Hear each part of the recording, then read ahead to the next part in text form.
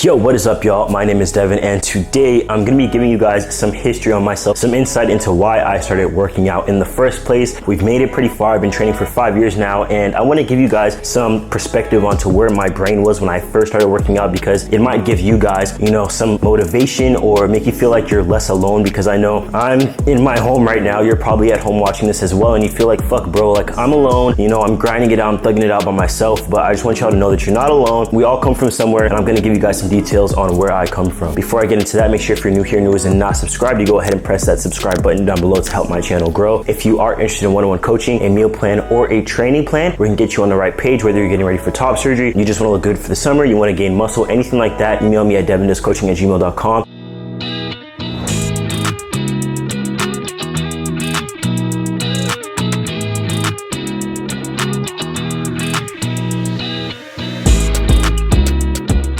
Let's go ahead and get into my somewhat depressing past, which still motivates me to this day. I'm not gonna lie to y'all. Growing up, I had a very interesting relationship with both of my parents, very different relationship with both of my parents. My mom was always the soft one, the supportive one, like my confidant, I guess, in a certain way. And my dad was always the strong one, the strict one. He did have soft moments, but overall, he was pretty tough. As I got older, I really started to look up to my dad. He was super cool, like the coolest guy in the world. And I feel like most people do feel like this about their dad. He was just super cool, like he rode motorcycles. He was jacked. He knew everybody, no matter what store we'd go to, what restaurant we'd go to, anywhere we went, to the gym, anything. Somebody knew him and he knew somebody, and he was always just someone that I aspired to be. Now, the flip side of that is he was also pretty tough, like aggressive. And especially when my mom left, my dad made me feel extremely weak. He never skipped out on a chance to remind me that I'm a girl, I'm a female, I'm soft, I'm made to bear children, all of that. And it really had a huge effect on me. I can somewhat understand from his perspective, he made a daughter. For anybody who has unsupportive parents, I'm not saying to ever forgive them. I obviously still have my issues with him that I'm working through. Shout out to therapy, but this can give you some insight into where their brain is at. My dad had a daughter, and the biggest thing for him was imagining,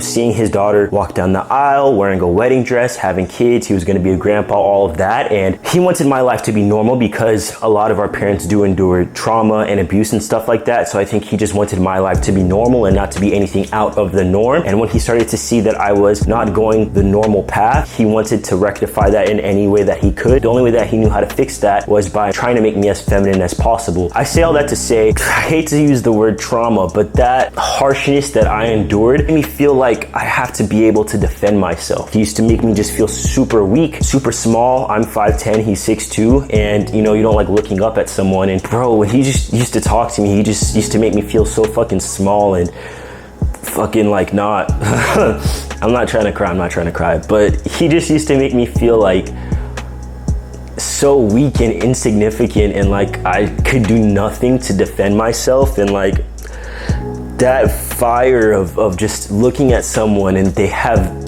complete and utter control over you, and there's nothing you can say that could make them stop. That's what, even still to this day, like when I'm training, it's just like I have to get it out, because a lot of people, when they feel weak, like this is where bullies come from, like they feel weak, their parents are bullying them, they're abusing them, and they go out in the world and they take it out on other people, or they take it out on their partner, or they're an asshole. And I just simply don't want to be like that. So that's where training comes into play. Obviously it sucks and no one should have to go through that kind of pain, but if you are going through that kind of pain, and you have been through that kind of pain, I think you owe it to yourself to not let it eat your heart. You owe it to yourself to take that fucking anger and frustration and helplessness and do something great with it. I'm not saying you have to become Arnold. I'm not saying you have to become a bodybuilder. Maybe you're an artist, maybe you paint, maybe you play an instrument, maybe you play guitar, maybe you're a runner. And the other part of it was, not only was I feeling belittled and tiny in my home, when I was going to work, when I was going to school, when I was just being out in the world, I really felt like my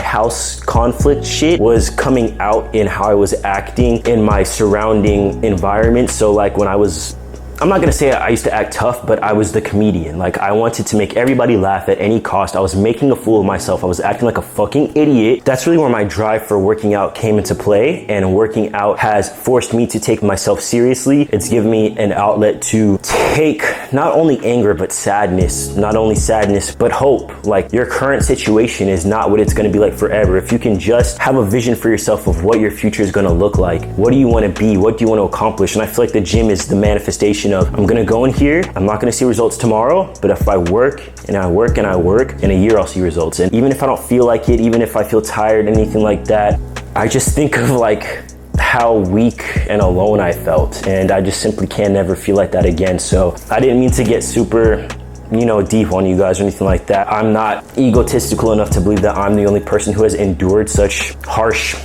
upbringing. So if you're going through that, if you've gone through that, take that feeling, turn it into something else. I believe you can do it. Like I said, if you are interested in coaching, please email me, follow me on Instagram. It's at DVNSPRS, link down below. And like I always say, Devin loves you, Devin's a Don, and Devin is out of here, boy.